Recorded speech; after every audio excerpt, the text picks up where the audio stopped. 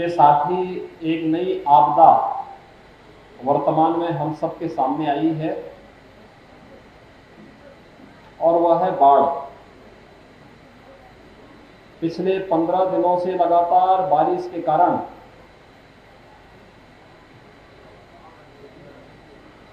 पूर्वी उत्तर प्रदेश में भी और नेपाल में भी भारी बारिश के कारण लगभग 1.5 दर्जन जिलों में काफी बाढ़ आई है। मैं कल से ही बहराइच, गोंडा, बलरामपुर, सिद्धार्थनगर, महाराजगंज इन सभी जनपदों का दौरा करते हुए जनपद गोरखपुर में आया हूं और दोपहर से ही गोरखपुर में कैंपियरगंज, जंगल कोड़िया, चरगामा, चोरी चौरा, खोराबाद, बांसगांव, सैजनमा, पाली इन सभी विकास खंडों का बहुत नज़दीक से दौरा करने के बाद अभी महानगर के अंदर बाढ़ की स्थिति की समीक्षा करने, उसका सर्वे करने और पीड़ित परिवारों को राहत देने के लिए मैं आपके बीच में यहाँ पर महापौर जी के साथ, विधायक श्री विपिन सिंह जी के साथ और कालीबाड़ी के बाबा भाजपा के क्षेत्रीय अध्यक्ष डॉक्टर धर्मेंद्र सिंह जी, महानगर अध्यक्ष समेत इन सभी पदाधिकारियों के साथ में हम लोग यहाँ पर आए हैं। जनपद के अंदर 304 गांव बाढ़ की चपेट में आए हैं। लगभग 2.25 लाख की आबादी बाढ़ से प्रभावित है। बाढ़ बचाव के लिए 405 नौकाओं की व्यवस्था और 50 से अधिक स्टीमर अब तक लगाई गई है। एनडीआरएफ, एसडीआरएफ, पीएसी की फ्लड यूनिट और पर्याप्त मात्रा में पुलिस, राजस्व और विभिन्न विभागों के अधिकारी और कर्मचारियों को बाढ़ राहत कार्य में लगाया गया है। प्रयास किया जा रहा है कि आपदा के समय में सरकार आप सबके साथ खड़ी होकर के पर्याप्त मात्रा में राहत सामग्री हर पीड़ित परिवार को समय से उपलब्ध करवा दे। ग्रामीण क्षेत्र में जहां राप्ती नदी का जलस्तर आपने देखा होगा, एकदम इसी तटबंध से सट करके राप्ती नदी बहती है। लगभग 2.5 से 3 मीटर खतरे के निशान से ऊपर राप्ती नदी बह रही थी। आज से थोड़ा उसमें गिरावट आना प्रारंभ हुआ है और हम अनुमान करते हैं कि कल तक इसमें और सुधार आएगा। राप्ती नदी का जलस्तर बढ़ने के कारण, रोहित नदी का जलस्तर बढ़ने के कारण, आसपास के अन्य जो नाले हैं, नदियां हैं, इन सब का जलस्तर बढ़ने के कारण महानगर का जल यहीं पे ठहर गया।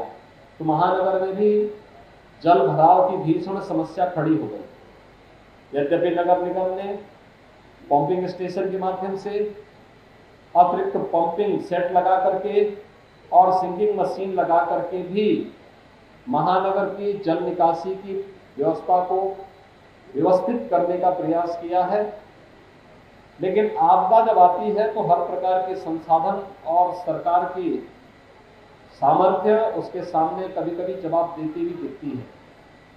लेकिन प्रशासन भी, जनप्रतिनिधि भी, सबने शासन की मंशा के अनुरूप कि हम लोग हिम्मत से काम लेंगे, जनता जनार्दन के सुख दुख में सहभागी बनेंगे और हर प्रकार का राहत उन्हें उपलब्ध कराएंगे। इस संकल्प का परिणाम है कि इसमें अब राहत देने की स्थिति काफी तेजी के साथ बढ़ रही है।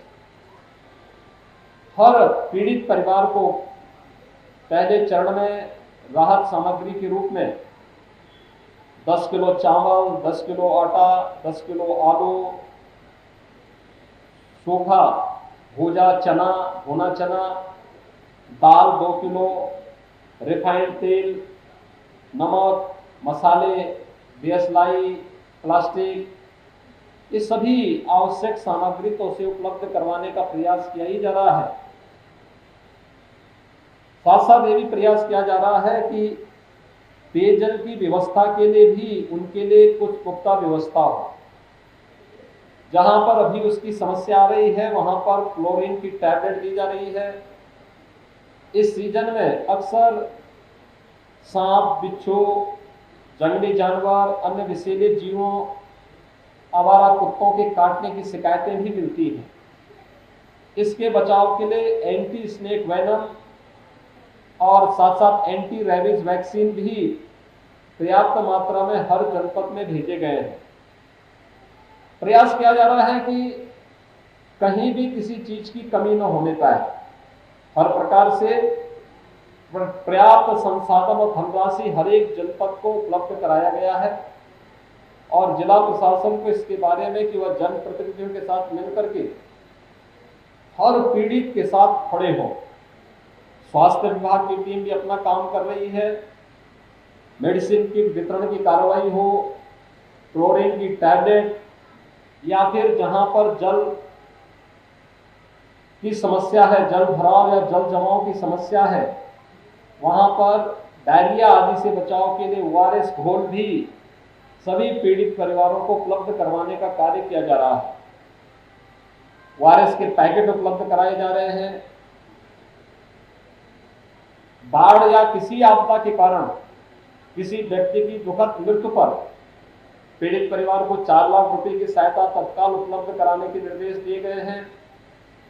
इसके साथ ही यह भी व्यवस्था की गई है कि अगर किसी का मकान नदी की चपेट में आता है, उसे मुख्यमंत्री आवास योजना में नया आवास उपलब्ध कराने, किसी का मकान क्षतिग्रस्त होता है, पक्का मकान है, 95,000 रुपए की राशि तत्काल उसे उपलब्ध करवाने, कच्चा मकान है, आंशिक क्षतिग्रस्त होता है, उसे भी आर्थिक सहायता उपलब्ध कराने, पशुधन की हानि पर भी भैंस है, गाय है, बकरी, मुर्गी, इन सब के लिए भी धनराशि का प्रावधान किया गया है। हर एक व्यक्ति को उसकी सहायता उपलब्ध हो सके, इसके लिए पूरा प्रयास किया जा रहा है। बाढ़ की इस राहत को व्यवस्थित तरीके से संपन्न करने के लिए जहां पूरे प्रयास किए जा रहे हैं, उससे बाढ़ के बाद भी तमाम आशंकाएं होती हैं बीमारियों की।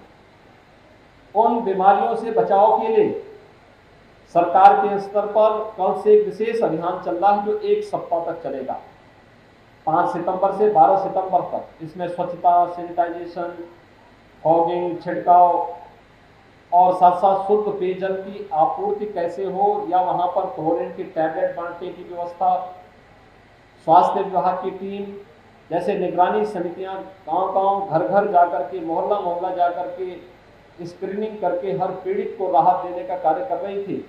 ऐसे ही इसमें भी एक व्यवस्था करने का प्रयास किया जा रहा है कि ये कार्यक्रम लगातार चले, जिससे डेंगू, इंसेफ्लाइटिस, मलेरिया, चिकनगुनिया, कालाजार जैसी तमाम अन्य बीमारियों से बचाया जा सके। सभी लोग सावधानी रखें, स्वच्छता का ध्यान रखें। ये प्रयास किया जा रहा है। सरकार ने अपने स्तर पर सभी तटबंधों की मरम्मत, उनके रखरखाव की पूरी व्यवस्था की। आपने देखा होगा, मैं मानता हूं कि लगभग 50 वर्ष के बाद इतना पानी नदियों में आया है। राप्ती नदी 2.5 से 3 मीटर खतरे के निशान से ऊपर बहे और तटबंध सभी सुरक्षित रहें, इस समय से किए गए कार्यों का परिणाम है। दूसरा, प्रशासन ने समय रहते सभी उपाय किए, खासतौर पर जहां पर सीपेज हो रहे थे, जल बहाव की स्थिति चल रही थी, वहां पर समय रहते बचाव के उपाय कर दिए, जिससे कि भीषण त्रासदी में जनधन की हानि को रोका जा सके। हम सब मिलकर के इस आपदा का सामना करते हुए हर पीड़ित परिवार तक राहत सामग्री पहुंचाएं, ये मंशा है। और प्रशासन को स्पष्ट कर दिया गया कि अगले 3-4 दिन तक हर पीड़ित परिवार तक राहत सामग्री पहुंच जाए। जो लोग बेघर हो चुके हैं या अपने घरों से जिनको बाहर आना पड़ा है, उनके लिए कम्युनिटी किचन या सामुदायिक किचन के माध्यम से उनके लिए भोजन उपलब्ध करवाया जाए, भोजन के पैकेट उपलब्ध करवाए जाएं। पशुओं के लिए भी चारे की व्यवस्था की जाए, दवा की व्यवस्था की जाए। कोई भी अपने आप को असहाय महसूस न करे, इस प्रकार के लिए सरकार ने पूरे पुख्ता व्यवस्था की है। और इसीलिए आज मैं यही आप सबका हालचाल जानने, राहत कार्यों की समीक्षा करने, बाढ़ का सर्वेक्षण करने के लिए ही मैं निकला हूं।